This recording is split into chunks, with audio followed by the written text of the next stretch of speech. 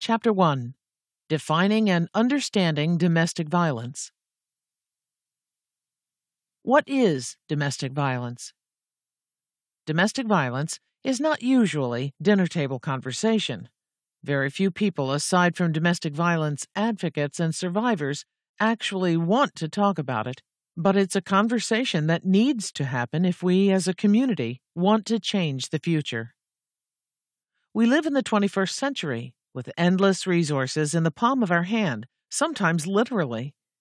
Yet some issues, such as domestic violence, still seem to be touchy subjects. Domestic violence especially can be a taboo subject within families where abuse is occurring or suspected.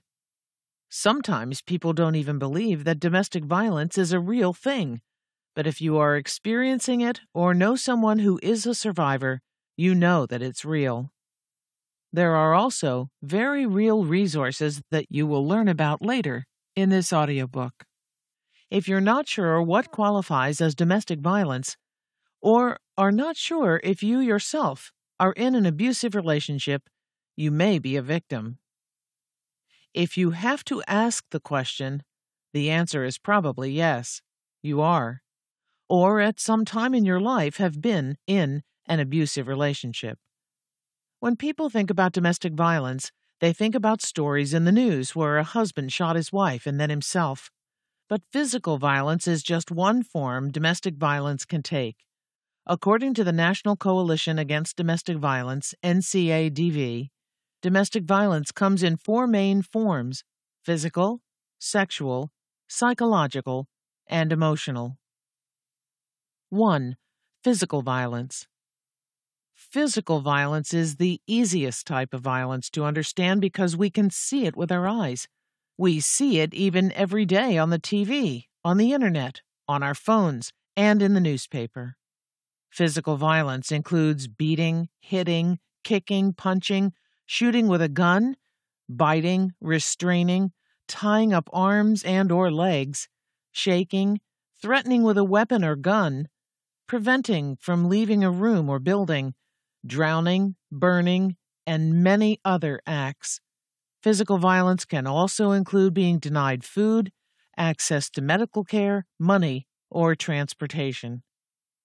Physical violence also includes injuring or damaging other people in the household, pets, or possessions. The effects of physical violence extend beyond the black and blue marks, bite marks, and physical scars the victim suffers. Broken lamps, torn family photos, or a killed or beaten pet are also examples of the consequences of physical violence. 2. Sexual violence. Sexual violence is not something that the rest of the world necessarily sees. But sexual violence is very visible, real, and painful to the victim, even if it is invisible to loved ones such as parents, sisters, brothers, and close friends of the victim. Sexual violence includes being forced to have sex against your will or being forced to engage in any sexual act against your will. Even if you are in a relationship or are married, being forced to participate in any sexual act against your will constitutes sexual violence. Your partner, spouse, girlfriend, or boyfriend may try to convince you that your participation in a sexual act is your duty or your responsibility because you are in a relationship with them, but that's not true. As a person, you have the right to deny any unwanted sexual act.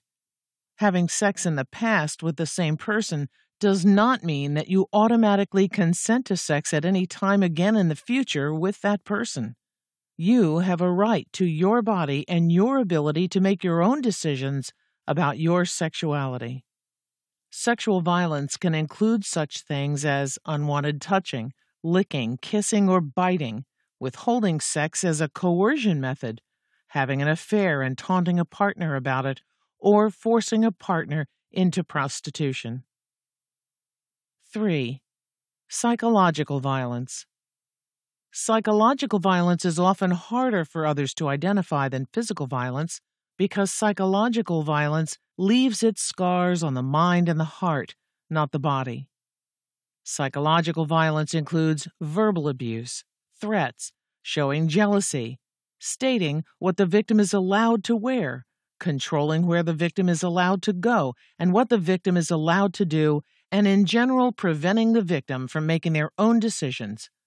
Psychological violence is about power and control. Many times in an abusive relationship, the abuser will use words to intimidate, isolate, and scare the victim. For example, the abuser might tell the partner that she or he is nothing without them. An abuser can instill fear into a victim and even use children when threatening the victim.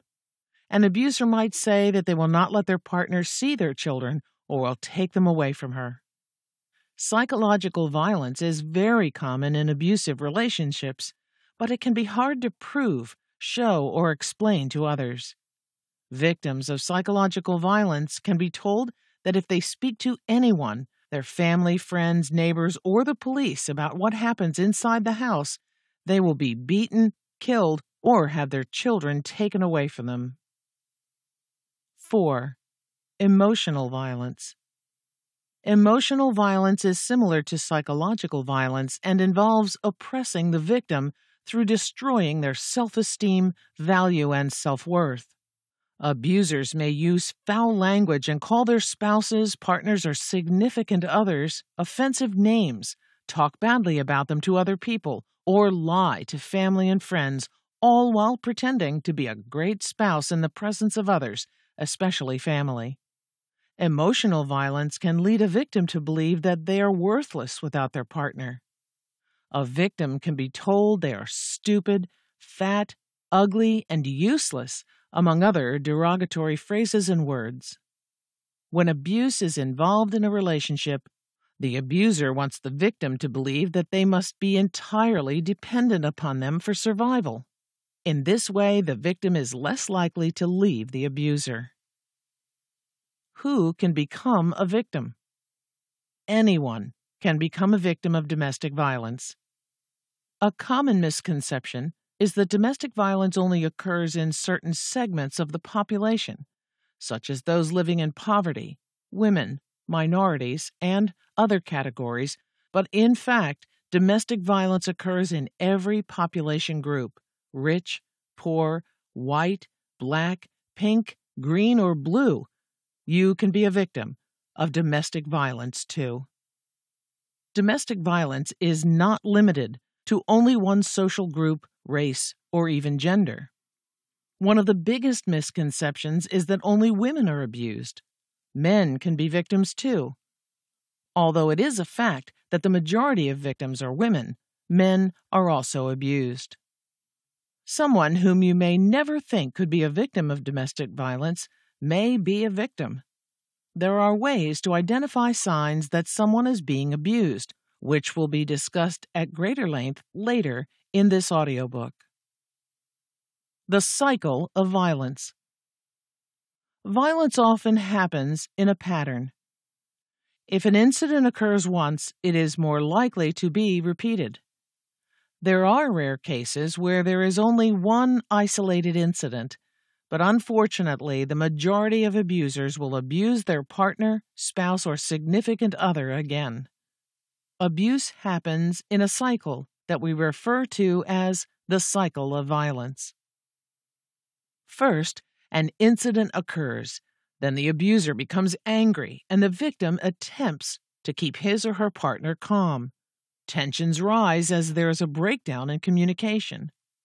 The next step in the cycle is the apology or making up phase. Often after the tension builds and the victim feels like they are walking on eggshells, in other words, trying to avoid anything that will trigger the abuser's anger again, the abuser apologizes. The abuser may also promise that the incident or other similar incidences will not happen again in an effort to regain the trust of their partner. The abuser may also try to make the victim think that the abuse that occurred was the fault of the victim. He or she may blame their partner for causing the abuse and/or deny that it ever happened. The abuser may also try to convince the victim that what occurred was not as bad as they remember it. Lastly, temporary calm ensues. The abuser will frequently act as if the incident never occurred and attempt to make life feel normal again. During this last phase, everything may appear to be over. Promises made during the apology phase may be kept for the moment. Physical abuse is less likely to occur, and the abuser may even give gifts to the victim in an effort to regain their trust or goodwill. This gives the victim hope that the abuse will not recur, but all too often this is a false hope. Instead, the cycle continues. The abuse may recur within a few hours, or after days, weeks, months, or even years have gone by. But it nearly always recurs if the victim does not take appropriate action in the meantime. If the abuse occurs over a long period of time, the abuser may stop apologizing at all and simply use power and control to dominate their partner. As discussed, there are several types of abuse that can occur. An abuser can make threats against their domestic partner or significant other to keep them from leaving.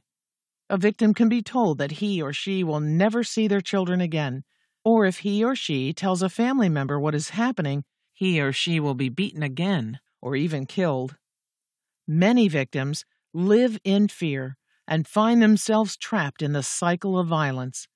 There is also another cycle of violence that occurs generationally. Unfortunately, when someone is being abused, they have experienced abuse another time in their life, or they have witnessed someone being abused in their own home.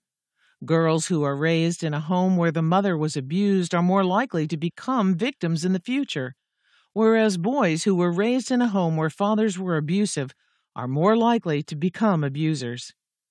Due to the cycle of violence, when children learn or see poor examples of behaviors and language between their parents, they also learn those behaviors, often unconsciously.